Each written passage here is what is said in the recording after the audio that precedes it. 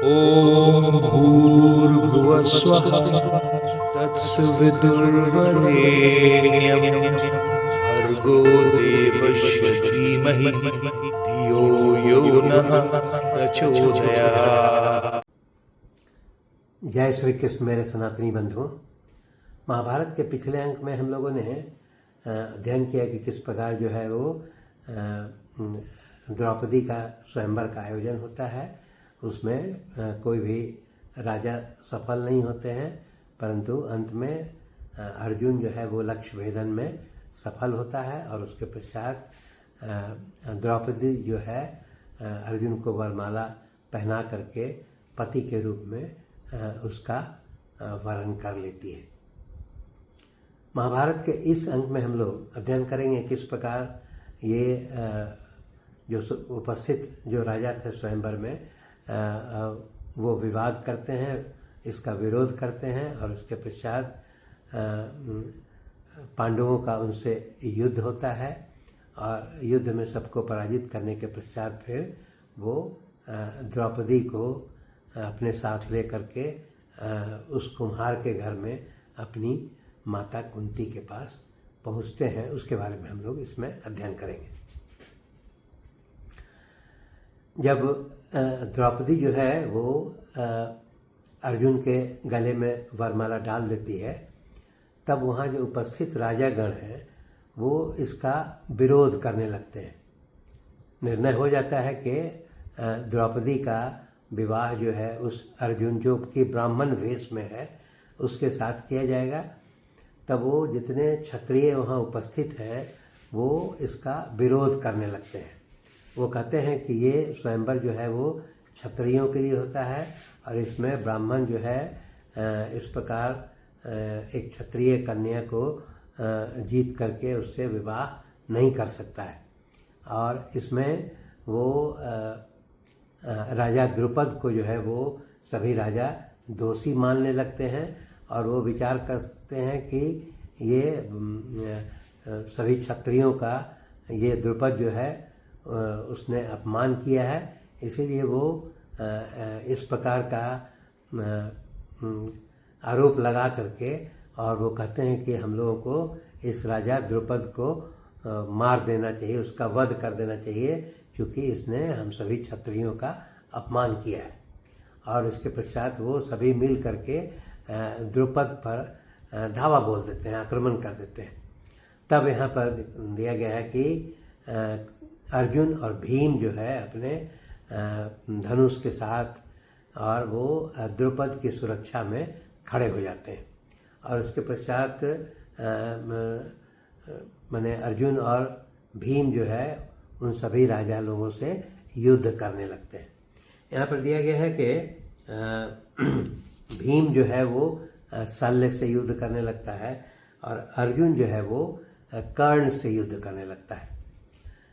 यहाँ पर दिया गया है कि बहुत दोनों में कर्ण और अर्जुन में भयंकर युद्ध होता है। कर्ण जितने भी वाण से प्रहार करते हैं उसको अर्जुन निष्फल कर देते हैं। तब वो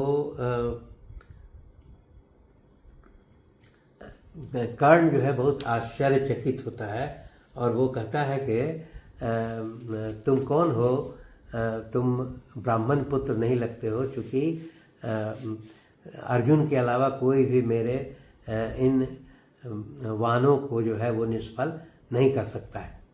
तो वहाँ पर अर्जुन जो कि ब्राह्मण भेष में है वो अपना पहचान छिपाते हुए कहते हैं कि नहीं, मैं एक ब्राह्मण ही हूँ और मैंने धनुर्विद्या का ज्ञान प्राप्त किया है। तब यहाँ पर दिखाता है कर्ण जो है वो ब्राह्मणों का सम्मान करते हुए और वो अर्जुन से युद्ध करना छोड़ देता है और उसको ये कहता है कि ब्राह्मण श्रेष्ठ हैं, इसलिए मैं आपसे युद्ध नहीं करूँगा। फिर इसके पश्चात जो है वो यहाँ पर भीम जो है वो शल्य को यहाँ पर मल्ल युद्ध होता है।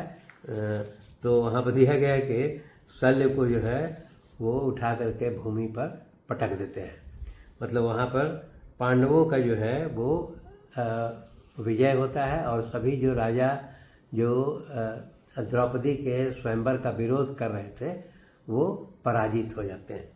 इसके पश्चात जो है वो यहाँ पर सभी लोग जो उपस्थित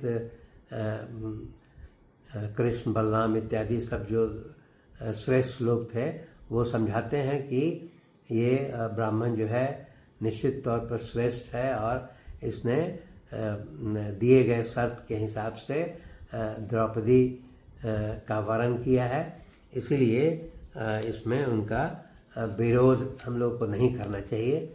और इसके पश्चात सभी राजा लोग जो है द्रौपदी के स्वयंवर को स्वीकार कर लेते हैं और वो फिर अपने राज्यों को वापस लौट जाते हैं। तब इसके पश्चात जो है वो सभी पांडव जो है वो द्रौपदी को लेकर के और उस कुम्हार के घर की ओर प्रस्थान करते हैं जहाँ उनकी माता कुंती निवास कर रही थी। क्योंकि स्वयंवर में बहुत विलंब हो गया था और कुंती उनका इंतज़ार कर रही थी, तब यहाँ पर दिया गया है कि सभी पांडव जो पहुँचते हैं कुम्हार के घर में तो वो बाहर से ही अपनी माता को आवाज़ लगाते हैं और वो कहते हैं कि माँ हम लोग आ गए हैं। और हम लोगों ने वो स्वयंवर के बारे में नहीं बोल करके वो बोलते हैं कि हम लोग जो है भिक्षा लाए हैं। तो माँ भी अंदर से बिना देखे हुए वो बोलती है कि ठीक है, तुम जो भिक्षा लाए हो उनको आपस में बांट करके उसको प्राप्त करो। तो इस तरह की बात कह करके वो जब कुंती बाहर आती है तब देखती है कि वो सभी पांडवों के साथ द्रौपदी जो है वो साथ में उपस्थित है। तब वो इसमें वो अपने उस पर उसको पश्चाताप भी होता है, परंतु यहाँ पर तब जो है सर्वप्रथम जो है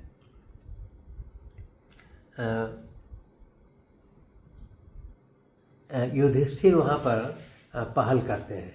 वो अर्जुन से कहते हैं कि हे अर्जुन, तुमने जो है इस द्रौपदी को जीता है, इसीलिए तुम्हें ही द्रौपदी के साथ विवाह करना चाहिए।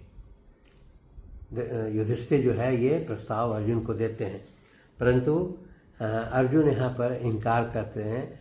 वो कहते हैं कि जब तक बड़ा भाई जो है अविवाहित हो तो छोटे भाई को विवाह नहीं करना चाहिए, इस तरह का दे करके उस प्रस्ताव को अस्वीकार कर देते हैं।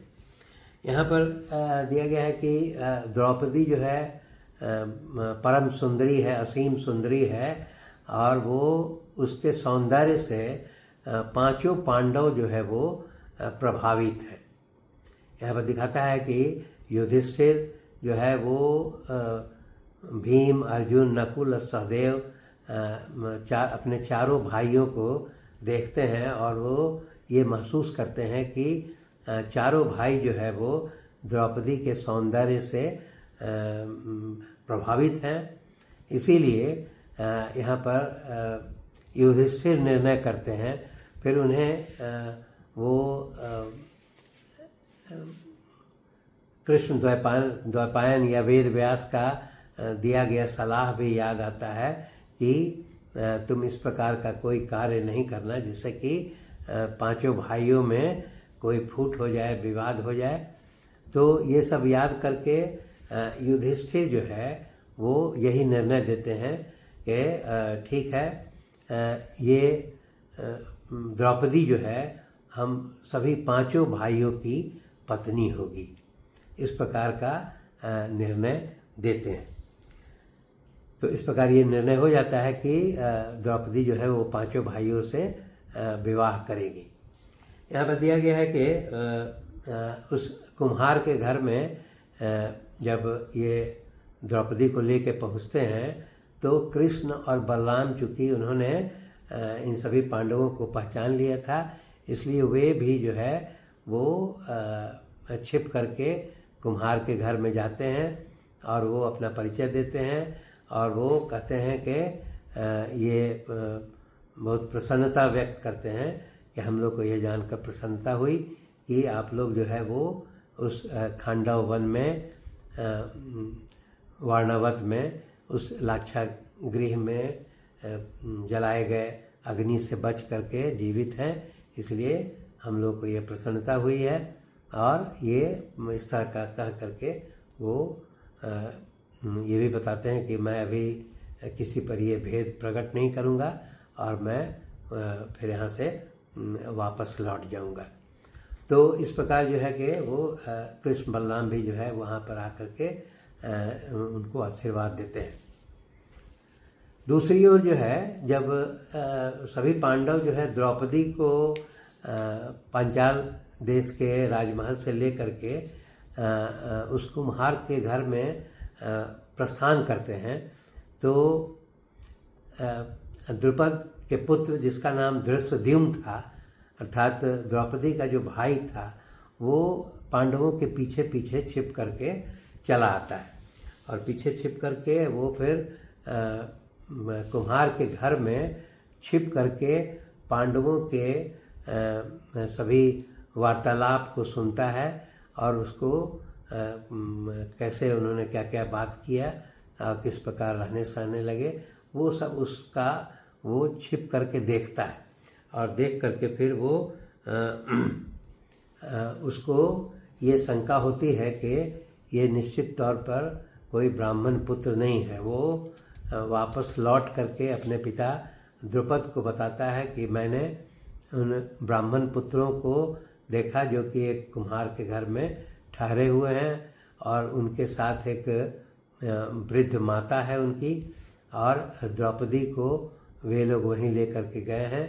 और वो बताता है कि मैंने उन सभी का वार्तालाप सुना है और उनके वार्तालाप को सुनने से यह स्पष्ट होता है कि ये निश्चित तौर पर ब्राह्मण नहीं है और ये भेष बदल करके वहाँ इस स्वयंवर में भाग लिए हैं।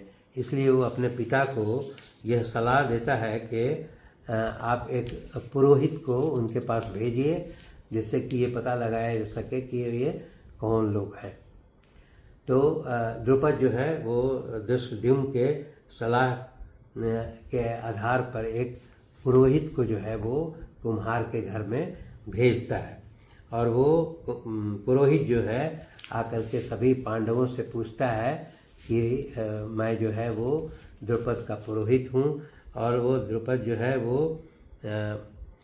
ये जानना चाहते हैं कि आप जो है किस वर्ण के हैं और कहाँ के हैं, ये सब पूरा आपका पूर्ण परिचय जानना चाहता हूँ। तब वहाँ पर युधिष्ठिर ये बताते हैं कि वो यह व्याख्या करते हैं कि द्रुपद को ये जानने का अधिकार नहीं है, क्योंकि उन्होंने जो शर्त रखा था उस शर्त के आधार पर हम लोगों ने द्रौपदी को जीता है। इसीलिए हम लोग किस वर्ण के हैं, कहाँ के राजा हैं, इस सब पर जो है वो राजा द्रुपद को चिंता नहीं करनी चाहिए। इसी तो इस प्रकार का वो कह करके और फिर युधिष्ठिर जो है वो पुरोहित को वापस लौट जाने के लिए कहते हैं। तब यहाँ पर दिया गया है कि पुरोहित जो है वो फिर बहुत परीक्षा नहीं करते हैं और कहते हैं कि द्रुपद ने जो है आप सभी बारातियों के लिए राजमहल में भोजन की व्यवस्था की है, इसीलिए वो आप लोग को वहाँ चलने के लिए निमंत्रण देते हैं। और उसके पश्चात वो फिर गाजे बाजे के साथ रथों पर सवार होकर के सभी पांडवगण जो है वो कुंती और द्रौपदी जो है वो राजमहल की ओर पहुँच जाते हैं। राजमहल में वहाँ पहुँचने के बाद फिर पुनः जो है वो राजा द्रुपद जो है वो जब सबका स्वागत सत्कार करने के पश्चात पुनः युधिष्ठिर से ये पूछते हैं कि हमको कैसे ये ज्ञात हो कि मैंने अपनी पुत्री को कहाँ के राजा को ये दिया है और किस वर्ण के लोगों को ये दिया है, ये वो जानने की इच्छा व्यक्त करते हैं। तब जो है वो यहाँ पर दिया गया है कि तब युधिष्ठिर अपना भेद खोलते हैं और वो कहते हैं कि हम लोग वास्तव में क्षत्रिय हैं और हम लोग उस पांडु के पुत्र हैं, और अपने बारे में बताते हैं कि मैं युधिष्ठिर हूँ, फिर भीम, अर्जुन, जिसने लक्ष्य भेद किया वो अर्जुन है, और फिर नकुल और सहदेव है। और जब ये सब बातों की जानकारी जो है द्रुपद को मिलती है तो वो द्रुपद जो है आनंद से उनके आँखों में आंसू आ जाता है, क्योंकि यह उनकी दिली इच्छा थी कि वे अपनी पुत्री द्रौपदी का विवाह अर्जुन से करें। तो इस प्रकार जो है वो बहुत प्रसन्न होते हैं। तब यहाँ पर फिर एक दुविधा हो जाती है। वो द्रुपद जो है वो कहते हैं कि ठीक है, अब हम लोग जो है द्रौपदी का विवाह जो है वो अर्जुन से कराने की व्यवस्था करेंगे। तब यहाँ युधिष्ठिर जो है वो प्रस्ताव देते हैं कि नहीं, चूँकि माता ने हमें जैसा आदेश दिया है उसके आलोक में हम सभी पांचों पांडव जो है वो द्रौपदी के पति के रूप में मतलब ये हम पांचों पांडव का विवाह जो है द्रौपदी के साथ होगा। इस तरह की बात युधिष्ठिर जो है द्रुपद से कहते हैं। तब यहाँ पर द्रुपद जो है उसका विरोध करते हैं। वो कहते हैं कि ऐसा जो है मैंने कहीं भी इस तरह का मैंने इस तरह का कोई प्रावधान हम लोगों ने नहीं सुना है। एक पति की कई पत्नियां हो सकती है, लेकिन एक स्त्री के कई पति नहीं हो सकते हैं, इसलिए वो इसका विरोध करते हैं। तब इसके पश्चात वो यहाँ पर जब विरोध करते हैं तो उसमें फिर सभी अपने जो श्रेष्ठ जन हैं उनसे विचार विमर्श करने के लिए करते हैं। अब इस विचार विमर्श में क्या निर्णय होता है, इसको हम लोग जो है अगले अंक में अध्ययन करेंगे। धन्यवाद।